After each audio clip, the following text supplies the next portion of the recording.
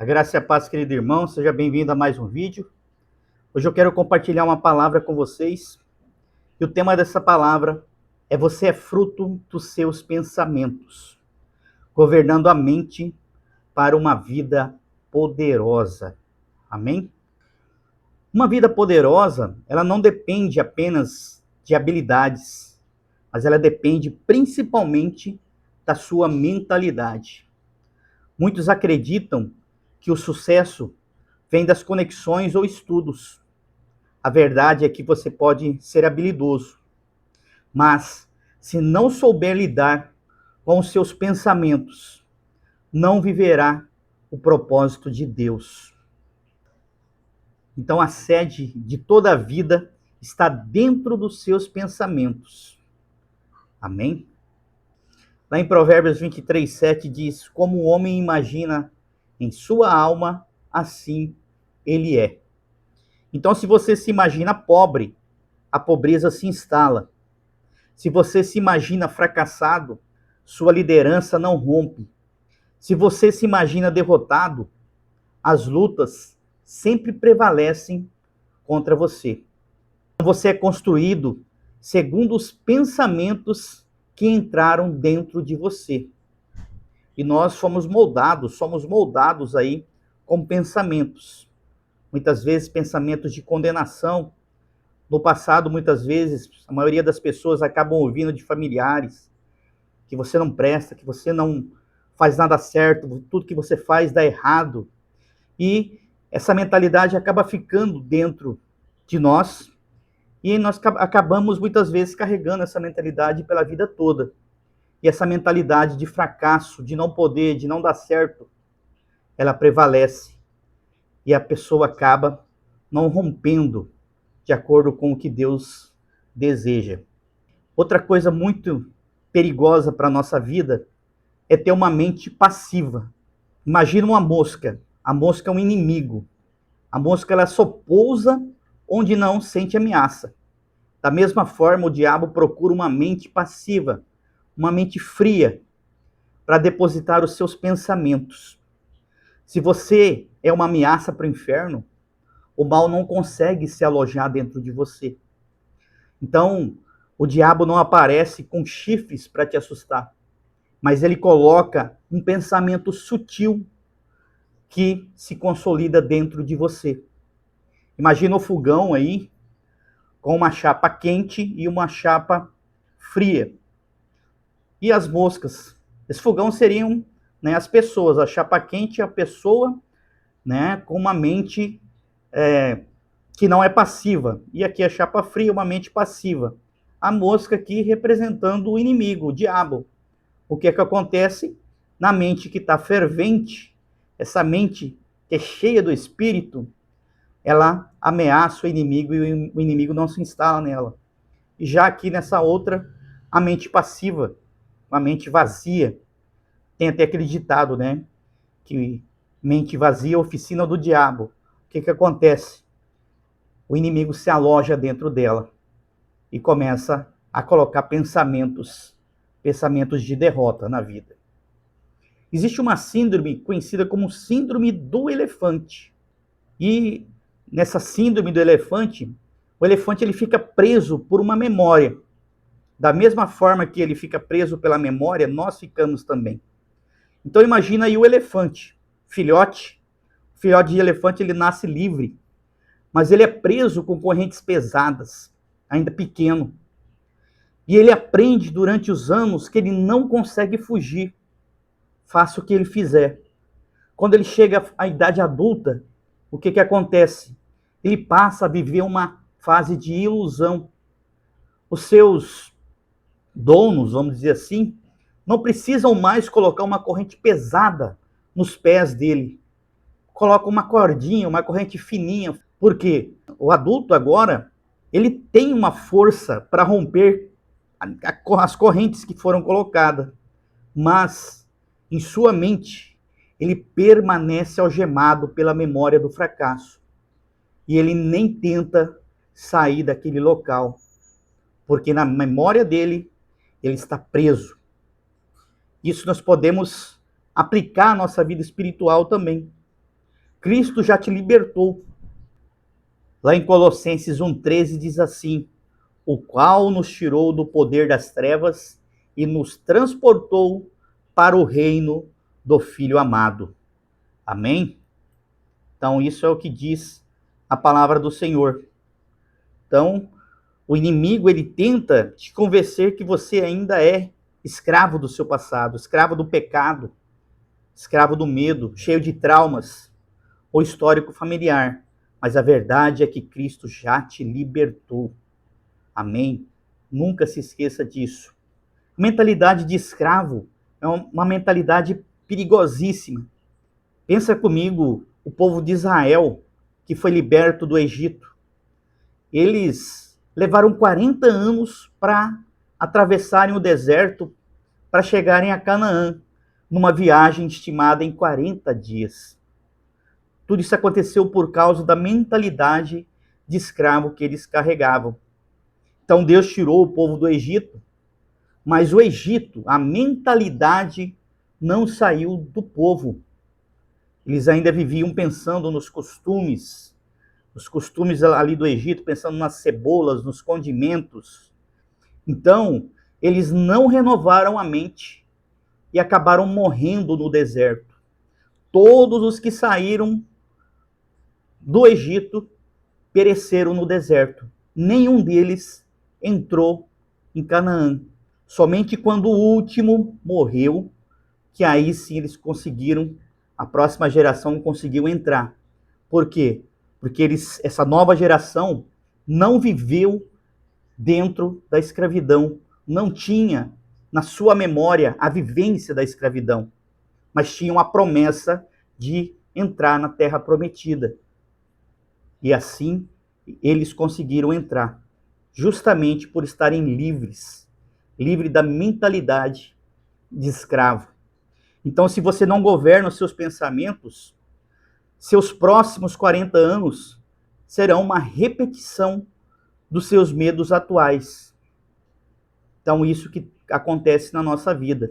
Nós temos que renovar a nossa mente. E essa renovação de mente vem através de ouvir o Evangelho. Então, irmãos, isso aqui não é autoajuda, mas isso é batalha espiritual. Então, irmãos, isso aqui não é autoajuda, mas é batalha espiritual. A palavra do Senhor diz: não vos conformeis, mas transformai-vos pela renovação da vossa mente. Então, não vos conformeis é uma decisão de não aceitar a forma do mundo ou a derrota.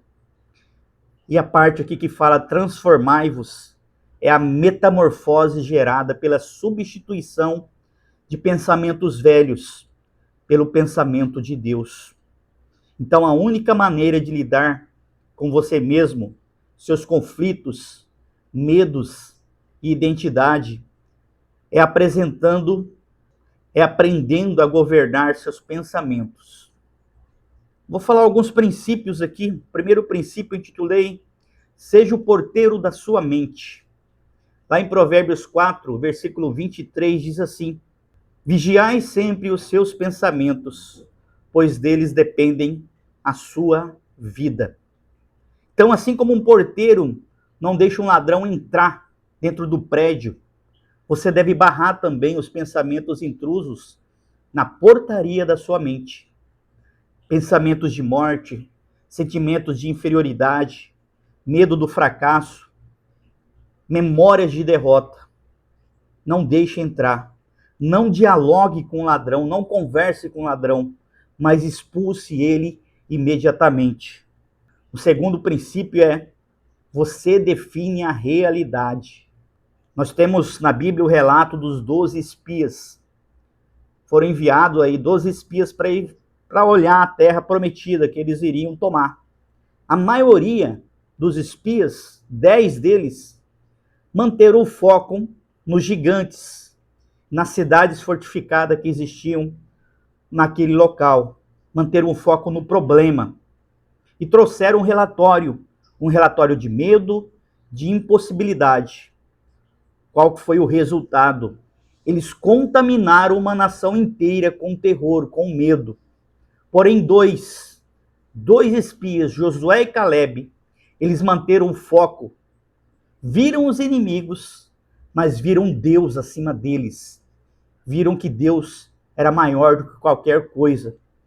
E trouxeram um relatório de fé e de conquista. E qual foi o resultado? Eles entraram na terra prometida. Amém? Então o medo ele é contagioso. Um relatório negativo pode paralisar a sua família, pode paralisar um negócio, impedir que um negócio comece. Então escolha qual relatório você vai escutar. Amém? Coragem. Coragem não é ausência de medo. Ter coragem é ter governo sobre a situação. Aqui nessa figura nós temos o menino, né? O menino Davi no escorregador alto. Enquanto outros se alimentavam do medo, que era perigoso, e não subiam no escorregador, não brincavam no escorregador, o pai de Davi, o que? Ensinou a ele que ter medo é normal, mas que ele tinha que lidar com o medo. Então ensinou ele a subir com medo do escorregador, mas focando aonde? Focando na vitória. Então o medo estava dentro dele. Ele precisava se imaginar corajoso em Deus para vencer o medo. E é isso que ele fez. Então, irmãos, gigantes aparecerão na sua vida. Não corra, enfrente-os com a identidade correta. A sua identidade é que você é filho amado do Senhor. O terceiro princípio é o princípio de quem te disse isso. Lá em Gênesis 3:11 diz: quem te faz saber que eu estava nu? Então, muitas vezes vem perguntas na mente das pessoas. Muitos pensam que não vão casar. Mas quem disse que você não vai se casar? Outros têm medo de morrer cedo. Mas quem disse que você vai morrer cedo? Outros pensam ser incapazes de fazer qualquer coisa, ser incapazes de fazer uma faculdade, de estudar, porque a sua família toda não fez isso e eles acham que também não podem. Mas quem disse que você não tem a capacidade? Então, meu irmão, minha irmã, faça uma auditoria das suas influências, corte amizades e vozes que notificam derrota. Se alguém só te liga para te puxar para o passado, pare de atender essa ligação. Você não vive de passado, o passado passou. Hoje você é nova criatura em Cristo Jesus. Amém? O quarto princípio, sintonize-se com o favor de Deus. Em Amós 3:3 diz: porventura andarão dois juntos, se não estiverem de acordo? Então, pensamento de Deus é que você é próspero. Mas qual é o seu pensamento? Se o seu pensamento for negativo, contrário ao pensamento de Deus, você não vai ser próspero. Então, se o pensamento de Deus é que você é próspero, o seu pensamento tem que ser: eu sou próspero. Eu estou sendo próspero e vou ser próspero cada vez mais. Mesmo que as circunstâncias não se mostrem assim. Mas imagine a prosperidade acontecendo na sua vida. Amém? Então tem que ter uma sintonia. Os dois pensamentos cooperando. E aí ocorre o quê? O favor. Quando o seu pensamento está em sintonia com o pensamento de Deus, o favor acontece e o poder rompe na sua vida. Amém? Porém, se for pensamento contrário, se o seu pensamento for contrário, só vai acontecer estagnação. Então, para ter favor de Deus, você precisa andar de acordo com o que Deus pensa de você. E o Senhor tem pensamentos bons sobre nossa vida. Amém? Nós temos que ter também um filtro de qualidade divina em nossas vidas. Nós recebemos pensamentos, informações de vários locais do nosso dia a dia. E aí nós temos que passar todas essas informações por um filtro. Perguntar, é verdadeiro isso que está acontecendo? É respeitável? É justo? É puro? É amável? É de boa fama? Tudo que não for, você exclui, deixando apenas pensamentos de esperança e de paz entrarem e fazerem morada na sua mente. Então, se o pensamento não preenche nenhum desses requisitos de ser verdadeiro, respeitável, justo, puro, amável, de boa fama, ele deve ser descartado no lixo mental. Então, meu irmão, minha irmã, seja rico em esperança. Aqui em Romanos 15:13 diz que o Deus da esperança os encha de toda alegria e paz, por meio da fé que vocês têm nele, para que o transbordem de esperança pelo poder do Espírito Santo. Amém. Então você tem que ser rico em esperança. Existem as pessoas, dois tipos de pessoas que acreditam em Deus até, mas a sua mente é uma mente ainda baseada no medo. Até durante suas orações, né, vai ter dois grupos de pessoas. Uma pessoa que vive no medo, faz uma oração de medo. Ora, Deus, livra esse carro de batida, do bêbado, da morte. O foco da pessoa está no quê? O foco da pessoa está no acidente, está na tragédia.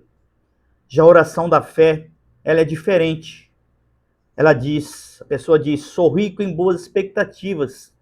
O melhor de Deus está por vir. Então o foco dele é na promessa e na proteção. Então, mesmo que você não tenha o recurso hoje, mantenha a expectativa ativa no seu futuro. O Deus de esperança vai os encher aí de todo tipo de prosperidade e de paz. Então, meu irmão, minha irmã, os seus 40 anos próximos começam hoje.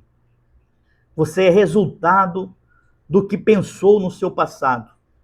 Seu futuro será resultado do que você decide pensar hoje, agora.